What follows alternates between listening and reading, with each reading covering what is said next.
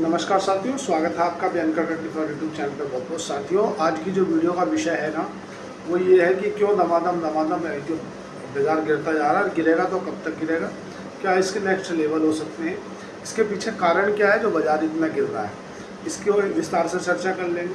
Vodafone idea के क्या फिर से दिन सुधरने वाले हैं, क्योंकि वहाँ पर कुछ ऐसी खबर आ रही है कि वोडाफोन आइडिया को लेकर के जो उनका AGR है उसको माफ़ हो गया है। एक उस पर चर्चा करेंगे। तीसरी जो वीडियो का बड़ा विषय रहेगा, LIC को लेकर के। जो LIC है वो अपनी हिस्सेदारी बेचना चाह रही है, क्या उसको लेकर के विस्तार से चर्चा कर लेंगे। और सोना चांदी में क्यों आग लग गई है, फिर से सोना चांदी जिस लेवल पर भागे जा रहा है, क्यों भाग रहा है, एक विषय पे इस पर भी चर्चा करेंगे कि आखिर ये बाजार गिर क्यों रहा है और गिरने के पीछे वजह क्या है। जब तो रिजल्ट भी था, अब तो टैरिफ से भी लफड़ा सब शांत हो गया, नवंबर तक सुनने में आ रहा कि सब ठीक हो जाएगा, उसके बाद भी क्यों गिर रहा है। आज अगर सबसे पहले FII के आंकड़े पर नज़र डालें तो विदेशी संस्थागत निवेशकों ने साथियों आज तुम्हारा 5,098 करोड़ रुपए की बिकवाली की है। अगर कैश में देखोगे तो लगभग 3500 करोड़ रुपए की बिकवाली करी है। अगर बात करें हमारे DII घरेलू संस्थागत निवेशकों ने, तो साथियों घरेलू संस्थागत निवेशकों ने वैसे तो 5105 करोड़ रुपए की खरीदारी की है। अगर कैश में देखोगे तो उन्होंने लगभग 1200 करोड़ रुपए की खरीदारी की है। अगर बात करें सोने की, तो सोना साथियों आज 1,12,460 पे बना हुआ है, 1,15,000 के आसपास पहुंच गया, तो 2,000-2,500 सस्ता हुआ है। लेकिन खुश होने की बात नहीं है, चांदी ने बना दिया रिकॉर्ड, आय का रिकॉर्ड बना दिया। चांदी 1,37,400 रुपये वर्तमान में कारोबार कर रही है। और अगर रुपये की बात करें तो रुपया हमारा 88.75 पैसे पे कारोबार कर रहा है डॉलर के अगेंस्ट, मतलब $1 = 88 रुपये 75 पैसे। बात करें बास्केट ऑफ करेंसी में डॉलर इंडेक्स का क्या भाव है, तो डॉलर जो है वो 98.50 पे बना हुआ है। क्रूड ऑयल आज थोड़ा सा बढ़ा है, $69 प्रति बैरल पे बना हुआ है। अगर बात करें बिटकॉइन की, तो bitcoin 1,11,540 USD America US dollar का इसका आज भाव बना हुआ है। वोल्टिलिटी इंडेक्स की बात करें तो विक्स जो है आज थोड़ा चढ़ गया है और लगभग 11 के आसपास पहुंच गया है। बात करें निफ्टी की, तो साथियों निफ्टी तुम्हारा 166 पॉइंट टूट गया और 25,000 का साइकोलॉजिकल लेवल लूटने के बाद 24,890 का क्लोज टू क्लोज बंद हुआ। बात करें अगर सेंसेक्स की, तो सेंसेक्स 555 पॉइंट टूट करके 81,159 पे बंद हुआ। बैंक निफ्टी साथियों फिर 145 पॉइंट स्लिप हो गया और बैंक निफ्टी तुम्हारा 54,196 पे 976 पे बंद हुआ। सबसे ज़्यादा मिड कैप टूटे, निफ्टी मिड कैप 368 पॉइंट साफ हो गया। थोड़ा बहुत अगर चला तो एक इंडेक्स चढ़ा, वो था मेटल, निफ्टी मेटल भी मात्र 22 पॉइंट चढ़ा और कुछ नहीं चढ़ा। सबसे ज़्यादा गिरे अगर बात करें तो तुम्हारा निफ्टी आईटी 445 पॉइंट टूट करके तुम्हारा 34,548 पे क्लोज टू क्लोज बंद हुआ। निफ्टी FMCG भी गिरने में कम नहीं रहा, 270 पॉइंट पूरा इंडेक्स ही टूट गया और 55,108 में क्लोज टू क्लोज बंद हुआ। अगर निफ्टी फार्मा की बात करें तो निफ्टी फार्मा भी 203 पॉइंट टूट गया और वो भी क्लोज टू क्लोज तुम्हारा 21,977 पे बंद हुआ। निफ्टी ऑटो भी गिरने में कम नहीं था, वो भी उससे आगे चल रहा था और वो भी क्लोज टू क्लोज 249 पॉइंट गवा करके तुम्हारा 26,758 पे बंद हुआ। मतलब क्रॉस द बोर्ड बिकवाली थी और लोअर लो लोअर हाई बना रहा है। आगे का लेवल क्या हो सकता है, तो हो सकता है 24,500 पे जाकर के निफ्टी सपोर्ट ले। कल मैंने अपनी वीडियो में बोला था कि बाजार के अंदर जो सेंटीमेंट है, जिस तरह से बाजार ऊपर खुलता है और नीचे बंद होता है, पिछले 5 दिनों से लगातार पिछले शुक्रवार से ऐसा पहला एक भी बार नहीं हुआ कि बाजार ऊपर चढ़ा हो। मतलब हालांकि FII की जो लोग पोजीशन है वो जरूर बढ़ी है, कैसे बिकवाली कर रहे हैं। अगर बात कर रहे हैं वोडाफोन आइडिया की, वोडाफोन आइडिया के जो CEO है ना, वो आज टेलीकॉम मंत्री जी से मिलने गए थे। क्या उसको लेकर के दशा और दिशा बदलने वाली है, क्या वोडाफोन आइडिया बन जाएगी या लोग बाग ले करोड़पति। देखो क्या है, वोडाफोन आइडिया के जो AGR है ना, एडजस्ट ग्रॉस रेवेन्यू, इसको लेकर के एक मामला पहले से सुप्रीम कोर्ट में भी लगा हुआ है। सबसे पहले ये वहाँ गए, वहाँ से खारिज कर दिया, सुप्रीम कोर्ट ने बोल दिया तो आपको पैसा देना पड़ेगा। फिर उन्होंने जो प्रधानमंत्री कार्यालय है PMO, वहाँ पे अपनी आवेदन लगाया कि हम 2026 में वोडाफोन आइडिया की कंपनी को चला नहीं पाएंगे, आप ये धरी तुम्हारी धर्मशाला। मतलब क्या है, मतलब वोडाफोन आइडिया पे 2.5 लाख करोड़ रुपए का कर्ज है और 18,000 करोड़ रुपए की AGR जो वोडाफोन आइडिया को देना है, मतलब AGR बकाया है वोडाफोन आइडिया की, जो अभी किस्त आने वाली है। वोडाफोन आइडिया का कहना ऐसा है कि भाई जो आपको हमें AGR देना है ना, उस AGR का जो टाइम पीरियड है ना, तो आप 20 साल कर दो। दूसरा, इसके ऊपर जो आपने चक्रवृद्धि ब्याज लगा रखा, वो चक्रवृद्धि ब्याज ना लगाकर नॉर्मल ब्याज कर दो, मतलब ब्याज जैसा नॉर्मल लगता है वैसा देंगे। तीसरी बात कि आप ना इसके ऊपर जो आपने पेनल्टी जोड़ रखी है ना, वे पेनल्टी ख़त्म कर दो। और अगर नहीं करें तो, अगर नहीं करती है सरकार या सुप्रीम कोर्ट या माननीय टेलीकॉम मिनिस्ट्री, तो उसके बाद ये अपना ऑपरेशन चला नहीं पाएंगे।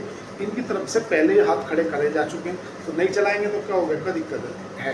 देखो क्या है, हमारे यहाँ पे डुओपोली हो जाएगी। डुओपोली मतलब एक एयरटेल हो जाएगा और एक तुम्हारा जियो हो जाएगा। ये दोनों आदमी जैसे बात कर लेंगे बैठ के, जैसे जो रेट हाई कर देंगे वो हो जाएगा। वो सरकार नहीं चाहती। सरकार की 49.20% की हिस्सेदारी पहले से वोडाफोन आइडिया में है। अभी सरकार चाहती है कि यार कैसे भी करके, कुछ भी करके इसे बचा लिया जाए। अब इसे बचा लिया जाए, अगर इसे सरकार ही क्यों नहीं पैसा दे देती, अगर इतनी ही मतलब खुशी है बचाने की। साथियों, उसका कारण ये है कि 49.20% की हिस्सेदारी है। नियम ये है कि अगर 50% आपके किसी भी कंपनी में हिस्सा हो जाता है ना, तो उस कंपनी का जो मालिकाना हक है वो आपका हो जाता है। अगर सरकार इसमें अगर पैसा दे देती है ना, इक्विटी डाइल्यूट कर लेती है, उसके बदले पैसा माफ़ कर देती है, तो उस कंपनी स्थिति में ये उस कंपनी सरकारी हो जाएगी और इसको तुम्हारा BSNL या MTNL उनके साथ में मर्ज करना पड़ेगा। सरकार चाहती है कि जो वोडाफोन कंपनी है वो इसमें भैया पैसे हिस्सा डाइल्यूट करे, किसी न किसी को, बहुत 9,000 करोड़ बहुत से इन्वेस्टरों को ढूंढ रही है, सरकार भी ढूंढ रही है, वोडाफोन भी ढूंढ रहा है और जो बिरला जी हैं वो भी ढूंढ रहे हैं कि भैया कोई आओ इसमें और पैसे डालो 9,000 करोड़। अब कौन आएगा कौन डालेगा वो अलग विषय, लेकिन आज की जो चर्चा है वो ये है कि जो CEO थे वो गए थे तुम्हारे टेलीकॉम मंत्री ज्योतिराज सिंधिया उनके पास में कि भैया इसके बारे में कुछ हल निकालो, नहीं तो हम 2026 में धंधा नहीं चला पाएंगे। इनका जो ARPU है ना, एवरेज रेवेन्यू पर यूज़र, वो 142 है, जियो का 152 है और एयरटेल का तुम्हारा 252 है, उसका 256 है। पूरी स्थिति गंभीर बनी हुई है। बात करें अगर साथियों जो स्थिति चल रही है ना, FI आखिर बेच क्यों रही है, क्या कारण है साथियों? अगर बात करें विदेशी संस्थागत निवेशकों की, तो विदेशी संस्थागत निवेशक दमादम माल बेचे जा रहे हैं। बात करें अगर तुम जुलाई की, तो जुलाई में उन्होंने 47,600 करोड़ रुपए की बिकवाली करी FII के द्वारा। अगर बात करें तुम्हारा अगस्त की, तो अगस्त में 46,900 करोड़ रुपए की FII के द्वारा बिकवाली करी। अगर बात करें अभी तक, आज 26 तारीख हुई है, आज तक की डेट के लिए अभी क्या डाटा है, तो लगभग 19,400 करोड़ 60 करोड़ रुपए की बिकवाली FII कर चुकी है। अगर जो बाजार रुका है ना, बाजार जो संभल रहा है ना, वो बाजार संभल रहा है केवल घरेलू ताकत के कारण, जो DII है, जो हमारे यहाँ के म्यूचुअल फंड है, उनके कारण। अगर बात करें कि ऐसा क्या कर लिया साथियों, इन 3 महीनों में अगर आप बात करो तो इन्होंने तो लगभग 1,24,000 करोड़ के आसपास माल बेचा। वहीं अगर DII की बात करें ना, घरेलू संस्थागत निवेशक, तो उन्होंने साथियों 2,05,59 करोड़ रुपए का माल खरीदा है। अगर अभी तक की स्थिति में सितंबर से जब से बाजार गिरना चालू हुआ है ना, एक भी बार DII की तरफ से ऐसा देखने के लिए मिला कि क्लोज मंथ बाई मंथ बिकवाली हुई है। अगर बाजार को किसी ने संभाल के रखा है तो साथियों हमारी आपकी SIP है और हमारा आपका जो पैसा है, जो डोमेस्टिक इंस्टीट्यूशनल इन्वेस्टर जैसे LIC वगैरह है, ये जो पैसे से माल उठा रही है। अन्यथा FII तो मूड बनाए बैठी है कि बेचना ही। आखिर बेच क्यों रही है, कारण क्या है साथियों? कारण है सबसे पहला तो जो रुपये की कमजोरी है ना। अगर किसी FII ने 1 करोड़, सपोज करो 1 लाख डॉलर लगाए, जब डॉलर था तुम्हारा 82 रुपये में, अब वो रह गया 90 पे, तो उसके 8 लाख रुपए का जो प्रॉफिट हुआ ना, वो तो ऑलरेडी डॉलर में चला गया। अब वो अगर वो माल बेच के 90 लाख का माल बेचता है और वहाँ जाकर डॉलर में कन्वर्ट करता है, तो जब उसने 88 भाई 1 लाख डॉलर लिए थे तो कितने रुपये में 82 लाख थे, उसे मिले थे 82 लाख। अब उसे 88 लाख मिले, लेकिन अब भी उसे 1 लाख डॉलर ही मिल रहे हैं। तो रुपये की जो कमजोरी है ना, एक तो वो भी जो PFI है ना, फॉरेन पोर्टफोलियो इन्वेस्टमेंट, और जो FII है, उनको नाराज़ कर रही है कि यार क्या मतलब है, हमें जितने का प्रॉफिट हुआ इससे ज़्यादा का तो रुपया कमज़ोर हो गया। रुपया कमज़ोर, अगर हम एक्सपोर्ट करते हैं दूसरे देशों को, उसके लिए तो फ़ायदा है। लेकिन दूसरी बात क्या है, जो पिछली बार नतीजे आए थे, वे नतीजे आए थे म्यूटेड मतलब ख़त्म नतीजे आए थे, उसको लेकर के FII का मूड माहौल बिगड़ गया था कि यार ये बात सही नहीं है। और जब से FII लगातार दमादम बेचे जा रही है, उसके पीछे तुम्हारी जो बल्क डील है वे आ जा रही है। लगभग 10 से ज़्यादा तो IPO आए हुए हैं। IPO में होता क्या है, जब भी कोई IPO में आता है, मान लो मैं रिटेलर हूँ तो मैं पहले अपना पुराना माल बेचूँगा तब नया खरीदूँगा, यही तो होता है।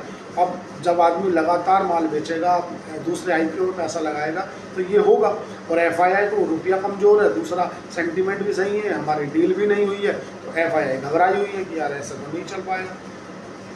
LIC अब अपना हिस्सा बेचने जा रही है, काय में बेचने जा रही है। लगभग 3 से 5% जो हिस्सेदारी है ना, वो ऑफर फॉर सेल के जरिए LIC अपना हिस्सा बेच सकती है, ऐसी खबर है। अब ये कहाँ तक खबर है, कैसी रहती है, ये आगे जो भी आएगी वो देगी। लेकिन जिस तरह से बाज़ार के अंदर ये वीकली एक्सपायरी ख़त्म करी है ना, कि यार अब जो सरकार ऐसा जो सेबी है ना, उसने अभी कुछ दिन पहले कंसल्टेशन पेपर जारी किया था। कंसल्टेशन पेपर जारी क्या किया था, उनने जो ब्रोकर है ना, जैसे शेर खान है, मोतीलाल ओसवाल है, जिंदल वन है, आप स्टॉक है ना, इन ब्रोकरों से बैठ के चर्चा की थी कि ये जो रिटेल निवेशक है ना, इन्हें कैसे बचाया जा सकता है। क्योंकि जिस तरह से जैन स्ट्रीट जैसी कंपनियां हाँ करके और मोनोप्लेट कर देनी है, होता क्या है, देखो समझ बात को, अभी जैसे बाजार का अभी जो सेंटीमेंट है ना, वो ख़राब है ऑल ओवर।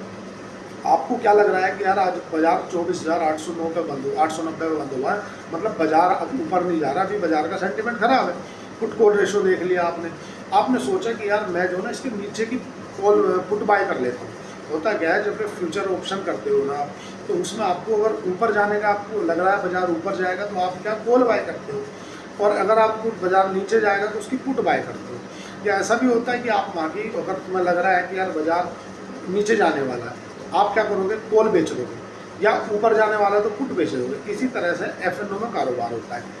तो अभी आप अपने ऊपर एक्सप्लेन करके देखो, आपको लग रहा है बाजार में सब कुछ ठीक नहीं चल रहा तो बाजार नीचे जाएगा, तुमने क्या किया कि अभी 24,890 पे चल रहा है, आपने 24,500 की पुट बाय कर ली, और लगभग वो आपको मिली 500 रुपये में, ऐसा समझ लो। और अब सुबह ही अगर जो जैन स्ट्रीट जैसी कंपनियाँ हैं वो 1 लाख करोड़ का माल उठा लेती है एकाएक, तो बाजार यहीं से आपको 500 पॉइंट के ऊपर देखने के लिए मिलेगा। और बाजार आपको देखा था यार वन वे रैली में जा रहा है, जब ये वन वे रैली जा रहा है तो आप सोचोगे यार अब तो मेरे को लगा गल है, फंस गया यार, फंस गया, तो आप क्या करोगे, बेच दोगे उसको। इसी तरह से वे बाजार को मोनोप्लेट कर देती जैन स्ट्रीट जैसी कंपनी। उसने वर्ष 2024 में लगभग 43,500 करोड़ रुपया कमाए। वहीं अगर DII जो डाटा बात करता है, अगर मैं सेबी के डाटे के अनुसार बोलूँ तो जो रिटेल निवेशक है ना, उन रिटेल निवेशकों ने जो पैसा गंवाया है ना, वो 1,05,000 करोड़ है वर्ष 2024 में। ये आंकड़ा वर्ष 2023 में 75,000 करोड़ था। यही आंकड़ा वर्ष 2022 में मात्र 55,000 करोड़ था। तो ये जो आंकड़ा बढ़ता हुआ जा रहा है ना, पहले 55,000 करोड़ कमाए, फिर 75,000 करोड़ कमाए, फिर 1,05,000 करोड़ कमाए, ये सेबी को डरा रहा है। सेबी का काम क्या है कि भाई जो बाजार के अंदर मोनोपुलेशन हो रहा है, जिस तरह से आबकारी विभाग होता है, इस तरह से पुलिस प्रशासन होता है, इस तरह से नार्कोटिक ब्यूरो होता है, इनकम टैक्स डिपार्टमेंट होता है, ऐसी सेबी है ताकि कोई मोनोप्लेट ना करे। मोनोपुलेशन करता है तो सेबी उसे रोकती है। अब FNO में नियम कैडे करके सेबी ने बचाना चाहती है कि यार ये बच जाए, क्योंकि रिटेल निवेशक आता है, ये पुट बाय कर लो, ये कॉल बाय कर लो। ऐसा कुछ नहीं है। अगर आप शेयर बाजार में आ रहे हो, सिंपल फंडा समझो, 1 लाख लगाए तो साल भर में आपको 7,000 रुपये मिलने चाहिए, बात खत्म। ऐसा नहीं कि आज डालो कल करोड़पति बनना, डिसिप्लिन की गोली नहीं है साथियों। अगर आपको स्टॉक मार्केट में काम करना है तो मैं आपसे बता रहा हूँ, किसी भी वित्त सलाहकार के बिना आप काम मत करो, क्योंकि शेयर बाजार क्या है, दुधारी तलवार है, आगे भी चलता पीछे भी चलता है। तो इसलिए बहुत सोच समझ कर काम करें। अगर आपको स्टॉक मार्केट में अकाउंट खुलाना है तो आप शेर खान के साथ जा सकते हो। शेर खान बहुत ट्रस्टेबल पार्टनर है। और अगर आपको अकाउंट खुलाना है तो नीचे दिए गए डिस्क्रिप्शन पे मेरा लिंक मिलेगा, उस पर आप जाके अकाउंट ओपन कर सकते हो। मेरी ब्रांच में खुलेगा, जो मोरल सपोर्ट होगी वो मैं आपकी करूँगा। साथियों, आप लाइक कर दिया करो, सब्सक्राइब कर दिया करो। मैं देख रहा था 77% लोग ऐसे हैं जो देखते कंटिन्यू है बट सब्सक्राइब नहीं करते, तो सब्सक्राइब कर दिया करो। धन्यवाद, थैंक यू।